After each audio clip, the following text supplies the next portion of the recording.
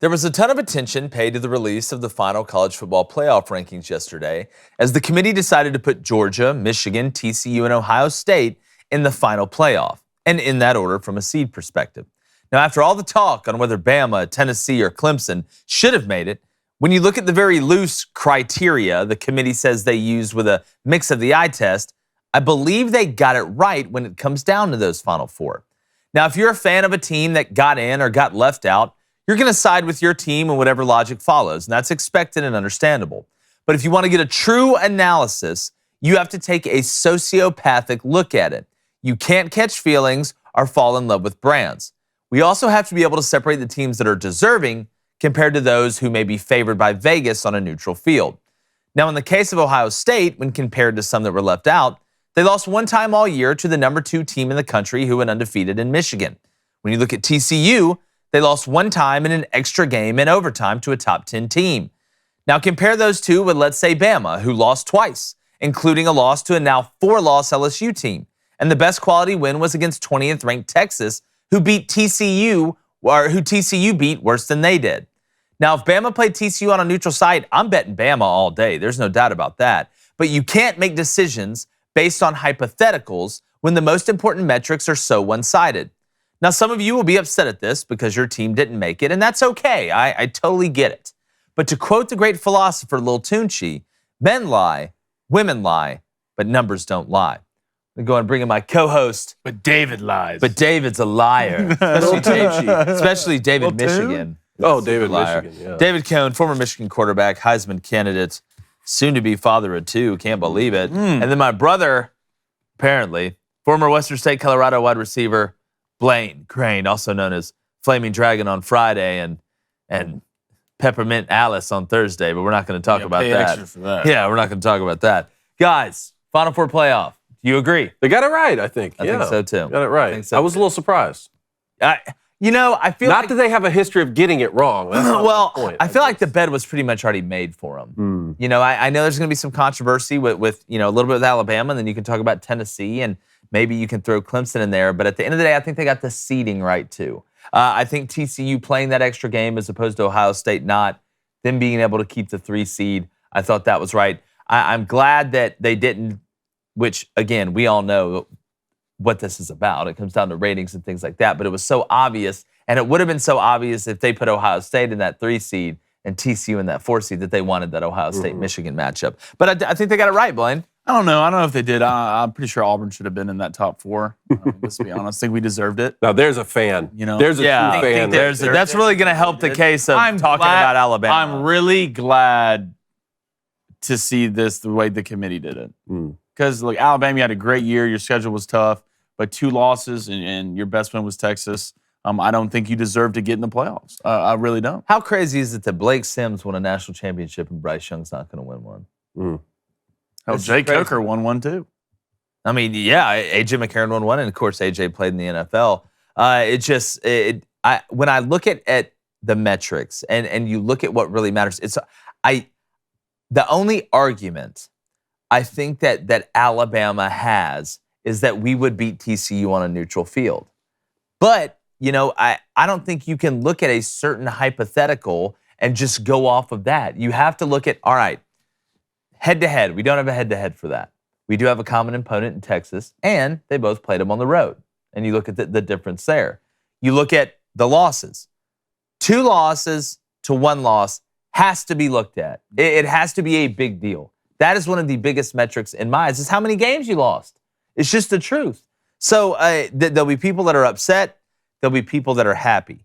But I do think they got it right. Now, does that mean that Michigan may beat TCU by 20 points? Maybe. Who knows? But I don't think it's a foregone conclusion that happened. Me neither. I think the Georgia-Ohio State game has a chance to be tight. I think it has a chance to be tight. Now, I did see a future that if Georgia played Michigan, Georgia would be a touchdown favorite. touchdown favorite. Sounds about right.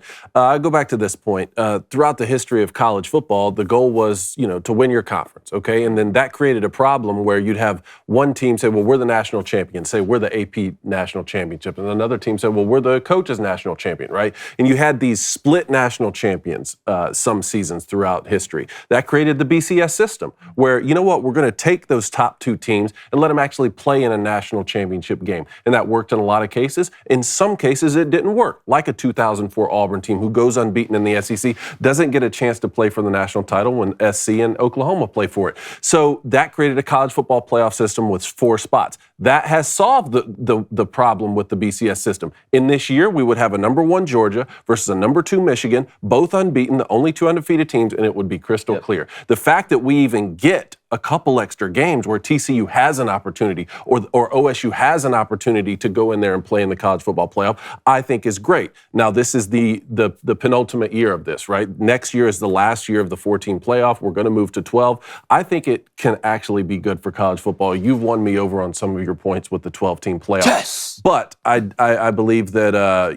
it's good. We're getting double the games that we would have with just going ahead and saying Georgia and Michigan playing the national title. Yeah, I mean, it's like watching one of those old Billy Mays commercials. He's like, Georgia may play Michigan, but wait, there's more. If you call now, TCU and Ohio State will get in here. You're getting a little extra. But people ask me sometimes, like, Jake, do conference championships games matter?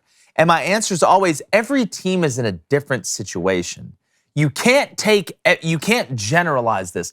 For example, TCU's undefeated going into the Big 12 championship game. LSU, before they lost to Texas A&M, if they had 2 losses going into the SEC championship and they won, they would have been in.